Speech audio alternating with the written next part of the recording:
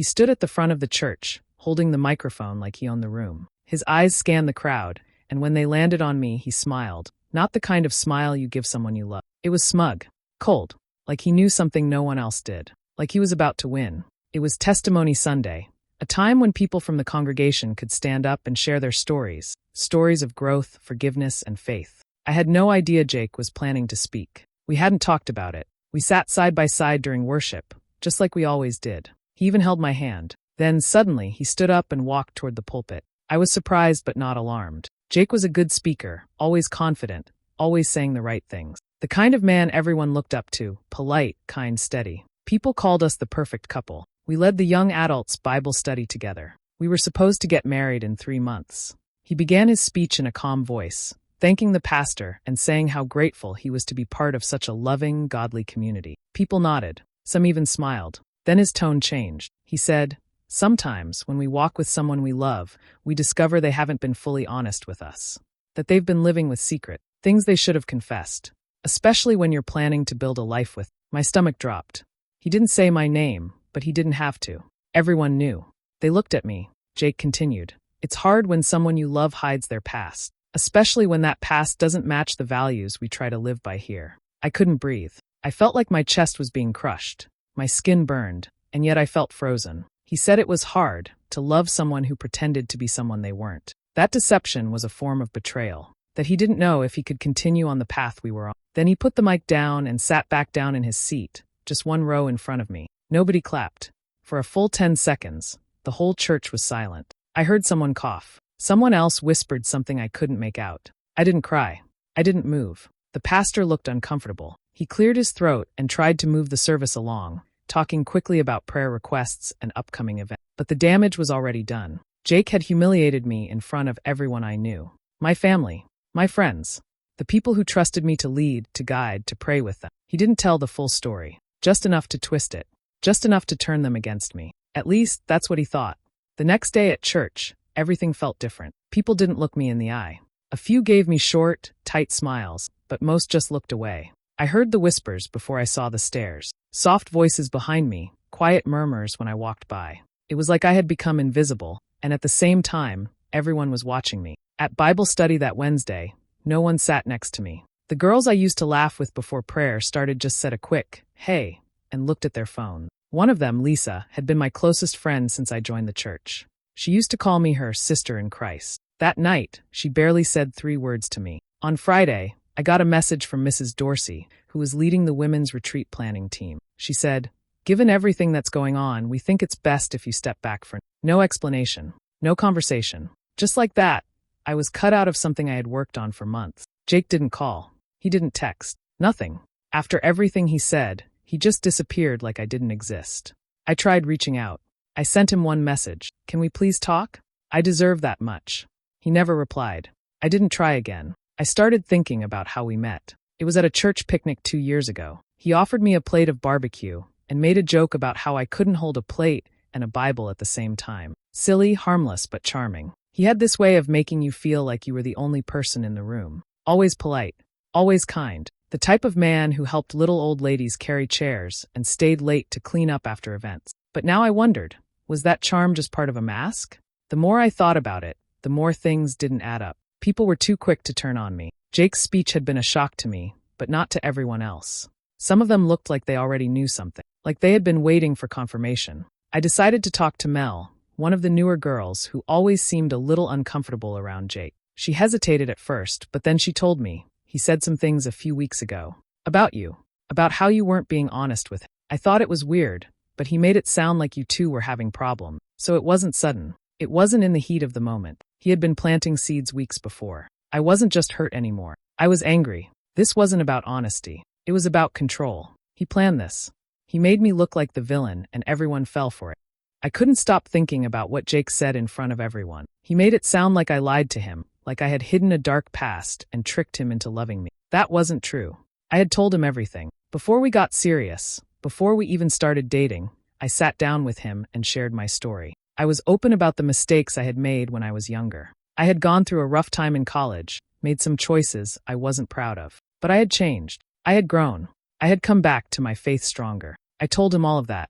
I remembered exactly when that conversation happened. It was after Bible study one night, when we were sitting in his car outside my apartment. I was nervous, scared he'd judge me. But he just smiled and said, "Thank you for trusting me. Your past doesn't define you." I believed him. Now, sitting on my bed with my journal open, I found the entry I wrote that night. I had written every detail. What I told him, how he reacted, the relief I felt. It was all there, dated and clear. He knew everything. So why would he stand up in church and act like I had lied?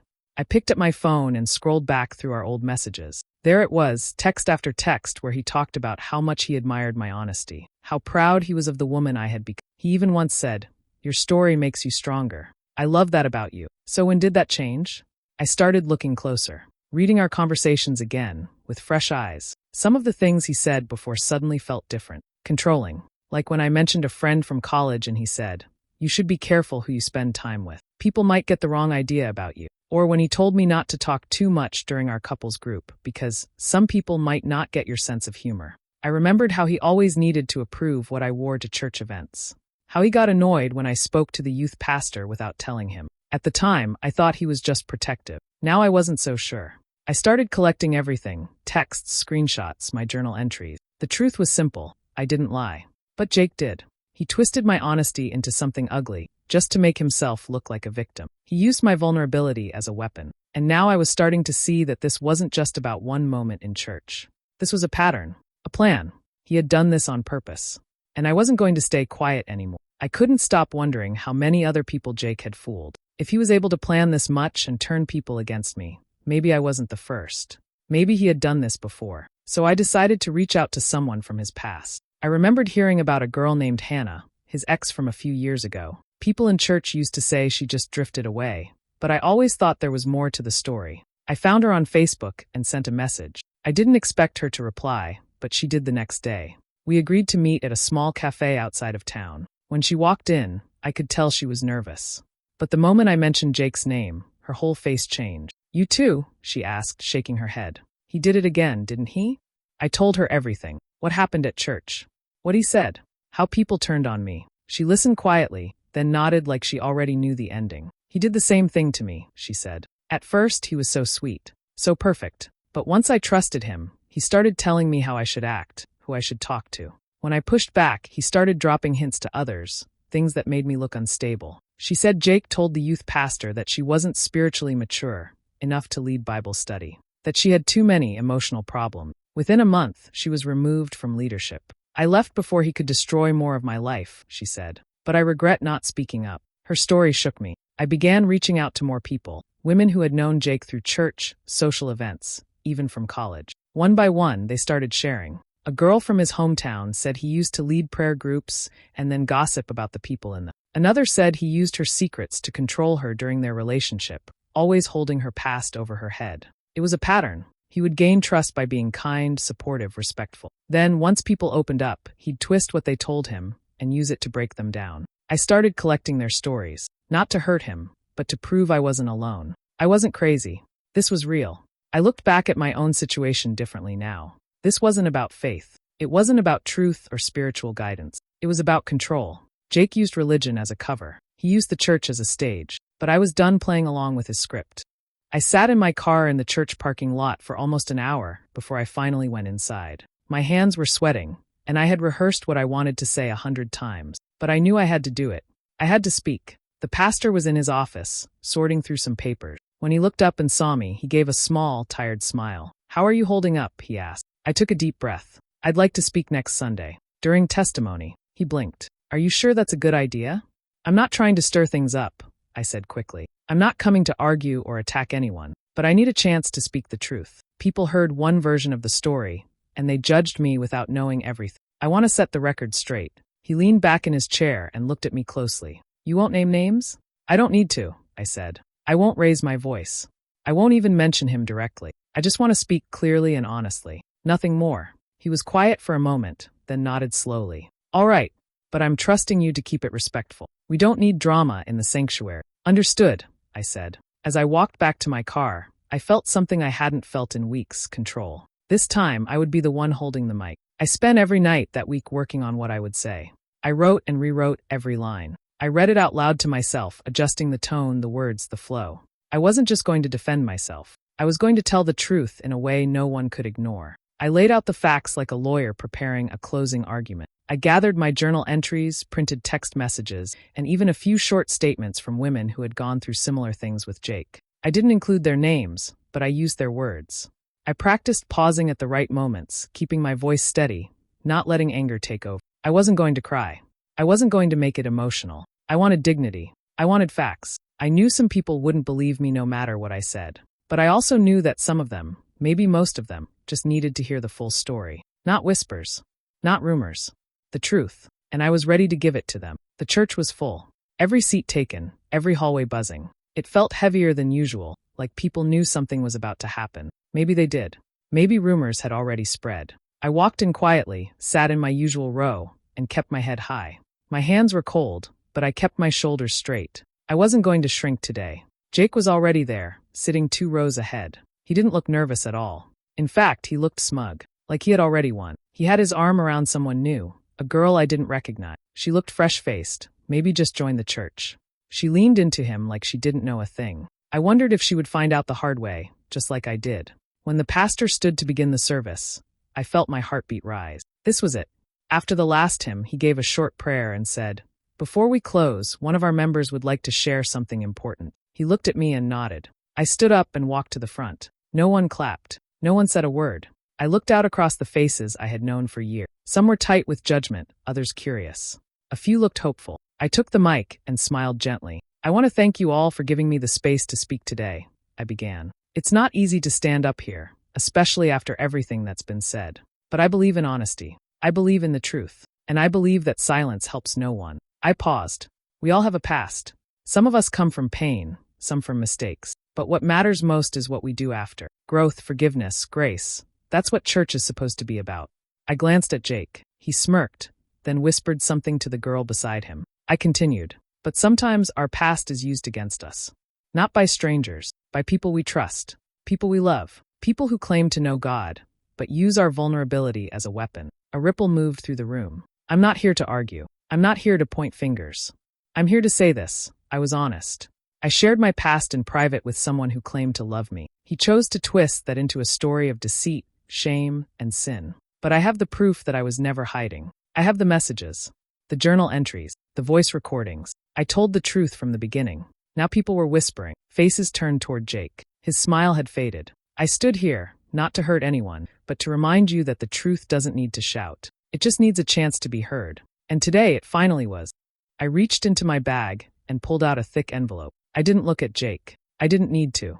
"I brought copies," I said, my voice steady, "for those who need more than just words." I walked over to the front row where the pastor and 2 church elders sat. I handed each of them a folder. Inside were printed screenshots of texts from Jake, clear proof that he had known about my past all along. Messages where he said he loved me because I had grown through it, where he called me strong, honest, and said I never had to feel ashamed. I also included journal entries with matching dates, written proof that I had shared everything before we were even a couple. I had printed out emails and even a message I had sent him after our first real talk about my past. His reply had been simple. "Thank you for trusting me. I respect you more than ever." Finally, I added typed statements from 2 women. They didn't want their names read out loud, but they had written clear accounts of how Jake had done the same to them. One of them described how he made her feel like a sinner in front of her friends after she opened up to him in private. The other said he told lies to her small group leader and cost her a leadership role. The room was silent. I looked up. Some people stared at the floor. Others looked at Jake. He shifted in his seat. Then he spoke. "She's twisting things. That's not how it happened." The words were sharp, but his voice cracked slightly. I turned to him calmly. "Jake, you've had your moment in front of this church. You said what you wanted to say, without warning or proof. I'm simply responding, with facts, not feeling." He opened his mouth again, but no one invited him to speak. I turned back to the crowd. "I don't expect everyone to understand what this has felt like, but I want you to know that I didn't come here to get revenge. I came here to clear my name and remind this community what real honesty looks like." I took a slow breath. I never lied. I was never hiding. But the truth was hidden from all of you, by someone who thought charm could cover cruelty. The silence was heavier now. Not awkward, just still. Like everyone in the room needed time to process what they had just seen. I didn't raise my voice. I didn't cry. I didn't attack. I just told the truth. And this time, people were finally listening. At first, no one moved. It was like the whole room had frozen in place. Then, slowly, the murmurs started. People whispered to each other, leaning close, glancing between me and Jake. I saw the elders flipping through the folders I had handed them, their brows furrowed, their heads close together as they quietly discussed what they were reading. Jake sat stiffly, his jaw tight. The smug look he always wore in public was gone now. His eyes darted back and forth, like he was trying to figure out how to spin this. Then, his new girlfriend stood up. She didn't say a word. She just pulled her arm away from his and walked straight down the aisle, out the main doors. Jake turned, calling her name quietly, but she didn't stop. One by one, people began to turn toward me. Lisa, one of the women who had barely spoken to me for weeks, came up to the front. Her voice was low, almost a whisper. "I'm sorry. I didn't know. I shouldn't have believed him." I nodded, not trusting myself to speak. Behind her, others started to follow. A few came up to shake my hand. Some just mouthed, "I'm sorry," from their seats. It didn't erase what I had gone through, but I felt something shift. The weight I'd been carrying alone for weeks was finally lifting. I looked over at Jake again. He sat rigid, his hands clenched together, like he was still hoping someone would defend him. But no one did. One of the elders stood up and walked to him quietly. I couldn't hear what was said, but I saw Jake's shoulders drop. He hesitated, then slowly stood. He didn't make eye contact with anyone as he walked toward the back of the church. No one followed him. The pastor stood, clearing his throat. He looked shaken, maybe even embarrassed. "I want to thank you," he said, looking at me, "for the grace and strength you've shown. I also want to apologize to you publicly. We should have asked questions. We should have listened better. That won't be ignored going forward." I nodded again, still silent. I didn't need a big speech. That quiet moment was enough. As the service closed, a few more people approached me, offering hugs, gentle words, or just small nods of respect. Jake was gone, and for the first time in weeks, I felt like I was finally seen. Not as someone with a past, but as someone who told the truth and stood her ground. I didn't know someone had recorded my speech until 2 days later. A girl from the youth group sent me a short video clip through Instagram. She wrote, "You were so brave. I thought more people should hear this." At first, I felt nervous. I hadn't planned to go public. That moment was supposed to be just for our church.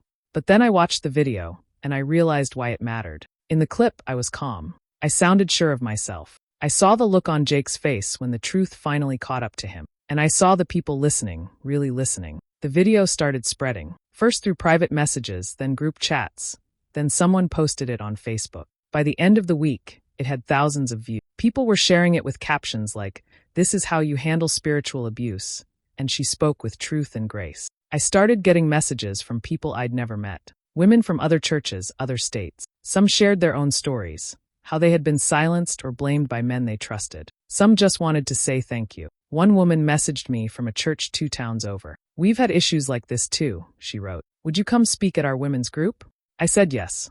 After that, more invitations came. Small conferences, church groups, Bible studies. Not because I was some big speaker, but because people were finally ready to talk about things they'd kept quiet for too long. Back at my own church, things changed too. Jake stopped coming. No big announcement, no goodbye. Just gone. Some people said he moved away. Others said he was attending a different church.